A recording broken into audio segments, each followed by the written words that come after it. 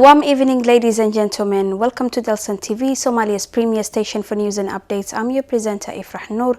Now let's look into the top stories that made our headlines for the day. Fire engulfs Mogadishu's second largest market, causing extensive damage and loss. Flood fatalities rise to 50 in Somalia. Prime Minister Barre commends Mogadishu's security achievement after inspecting military forces. And finally, Hormuz Telecom CEO Ahmed Yusuf clinches CXO at the Year Award at Africa Tech Festival 2023. Welcome back, dear viewers. Now let's get into the full bulletin. On Friday evening, a massive fire broke out in Hamarweyne Market, plunging the vibrant commercial center into chaos and leaving destruction in its wake. Traders recount that the fire originated in the Marwas department and spread to engulf the Dahablaha market and the butcher's slaughterhouse. Our reporter has more on the story. A massive fire broke out in Hamarweyne Market on Friday evening, plunging the vibrant commercial center into chaos and leaving destruction in its wake. Traders recount the fire originated in the Marwas department and spread to engulf the Dahablaha market and butcher's slaughterhouse. Firefighters valiantly battled the raging flames, extinguishing the fire, but the cause remains shrouded in uncertainty. Initial reports from traders suggest that an electrical fault may have sparked the inferno, a recurring issue that has plagued Mogadishu's markets in the past. Mayor Yusuf Hussein Jim'ali Madale, who arrived at the scene, expressed his belief that power companies should be held accountable for the devastation caused by such incidents, emphasizing the urgent need for improved safety measures. The destructive force of fire is evident in the widespread of destruction of shops' properties, although the exact extent of the damage is yet to be determined. Hamarweyne Market, the second largest market in Mogadishu, stands as a cornerstone of the local economy, attracting merchants and customers from far and wide. The fire also resulted in numerous casualties and collapse of several commercial buildings. This incident is part of a worrying pattern of market fires in the city, as similar incidents have occurred in the Bakara and Banadir market recently, which is a cause for concern.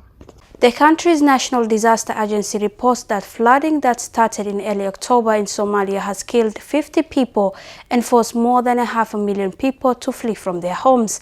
According to the Somalia Disaster Management Agency, SODMA, the intense rains have also destroyed livestock and crops in other areas of Somalia by causing landslides and flash floods. The country's National Disaster Agency reports that flooding that started in early October in Somalia has killed 50 people and forced more than 500,000 from their homes. According to Somalia's Disaster Management Agency, the intense rain have also destroyed livestock and crops in other areas of Somalia by causing landslides and flash floods.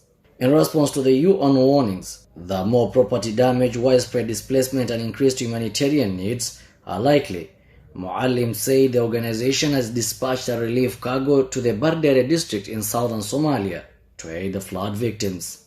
1.24 million people have already been impacted by the heavy rains and flooding, according to the United Nations Office for Coordination of Humanitarian Affairs, and more are anticipated. According to estimates, the United Nations and its partners' 1.5 million hectares of farmland could be destroyed and 1.6 million people could be impacted by flooding during the current year, which is the October to December rainy season. The combination of El Nino conditions and positive Indian Ocean dipole phenomenon is expected to result in an increased rainfall. Flood advisory issued on Monday by the United Nations Food and Agriculture Organizations, Somalia Water and Land Information Management, say that flooding was observed throughout the Juba River, with the extent of flood increasing at Bardere and downstream at Sako and Buale. Flooding along the Shabelle River was reported to be moderate at Balad and increasing at Baladweyne. According to the United Nations estimates, there will be only a flood event of this size and statistical likelihood once every 100 years, with major expected humanitarian consequences. Somalia Prime Minister Hamza Abdi Barre, accompanied by the Army Chief and the Minister of Defense, paid a visit to the Hilweyne military camp. The camp, strategically located on the road between Mogadishu and Balad district in the Middle Shabelle region, serves as a crucial hub for security operations in the area. Our reporter has more on the story. Somalia Prime Minister Hamza Abdi Barre, accompanied by the Army Chief and the Minister of Defense, paid a visit to Hilwain military camp. The camp, strategically located on the road between Mogadishu and Balad districts in the Middle Shabelle region, serves as a crucial hub for security operations in the area. During his visit on Friday, Prime Minister Barre expressed his admiration and appreciation for the Polisia military forces, acknowledging their pivotal role in stabilizing the vital road connecting Mogadishu to Balad. Their efforts have significantly contributed to enhancing the security of the capital over a relatively short period of time. Addressing the gathered military personnel, Prime Minister Barre praised the commitment and sacrifices in safeguarding the nation, particularly the capital. He emphasized the transformative impact their actions have had on Mogadishu. In addition to inspecting the military forces, Prime Minister Barre convened a high-level meeting at Hilwain camp. The meeting aimed to discuss and strategize the acceleration of security measures in Mogadishu. Attended by security agencies from Banadil Regional Administration, the discussions focused on further enhancing the capital's security apparatus. And finally, Ahmed Mohamed Yusuf, chairman of Hormuz Telecommunication Company in Somalia, has won the prestigious CXO of the Year award at the Africa Tech Festival 2023. The Africa Tech Festival Awards are a celebration of the work done across the continent to boost tech connectivity, accessibility and innovation.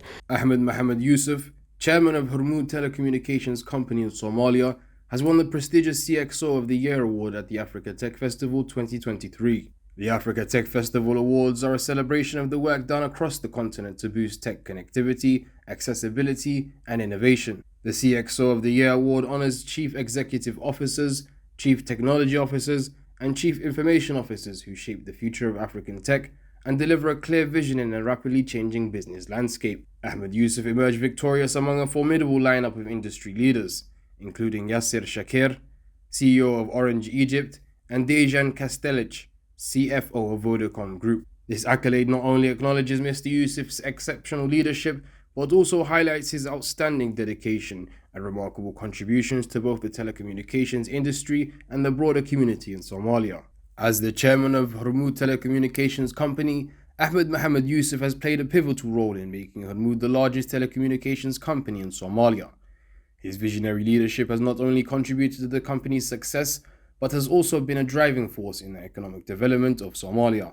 Under his leadership, Hormuz Telecom has boosted connectivity for every Somali, installing 2, 3 and 4G services, pioneered fintech apps, and ensured each Somali has the means to transact through introducing EVC+. Expressing his excitement upon receiving the award, Mr. Mahmoud emphasized the need to continue working hard to showcase the capabilities of the country. Hormuz Telecommunications Company, under Mr. Yusuf's leadership, goes beyond its role as the leading service provider in mobile services and internet. The company actively engages in charitable projects to support the community, including sponsoring Somali students both at home and abroad. Moreover, Hormuz is dedicated to participating in emergency situations and improving the lives of the less fortunate in Somalia. Last year, the company received accolades for its commitment to social responsibility by winning the GSMA Mobile Money, Global Money, and Changing Lives Award. The CXO of the Year award is not just a recognition of Ahmed Yusuf's achievements, but also a celebration of Hormuz Telecommunication Company's commitment to innovation, community development, and shaping the technology landscape of Somalia.